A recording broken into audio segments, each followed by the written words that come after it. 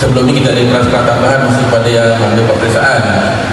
Dan sekiranya nanti pihak asrama membuat tinjauan tentang berapa ramai bilangan pelajar yang terlibat, maka ibu bapa perlu memberi respon lah.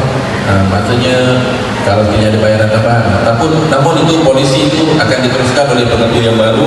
Kerana saya yakin asrama ni sebenarnya adalah satu tempat untuk mereka belajar secara berfokus dan dalam tempat yang sama. InsyaAllah saya ada satu kaitan cadangan berkaitan dengan satu program berkaitan dengan pornografi. Sebenarnya dia melibatkan saya kira dia melibatkan pelajar-pelajar menengah juga sebenarnya. Sebab kita kata satu anak saya sendiri kata satu kita dapati perbualan mereka di dalam grup WhatsApp sudah ke arah itu. Jadi saya kira sekolah perlu ambil satu buat satu program yang lebih tegas kepada anak kita supaya ianya dapat mengatasi tidaklah akan berlaku lebih teruk lagi.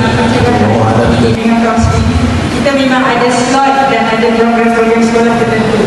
Dan untuk maklumat ibu bapa juga, pelajar-pelajar yang kita dapatilah ada kecenderungan ke situ, kita memang adakan sesi kaunseling sama ada individu ataupun berkelompok.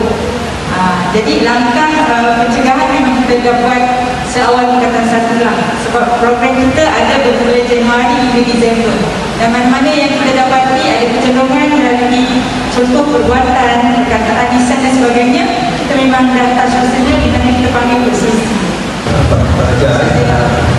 Alhamdulillah diberikan guru pendidikan Islam SMK Sepergam sepekan ini. Kami sebenarnya tahun memang menyediakan platform lah untuk pembinaan kerohanian.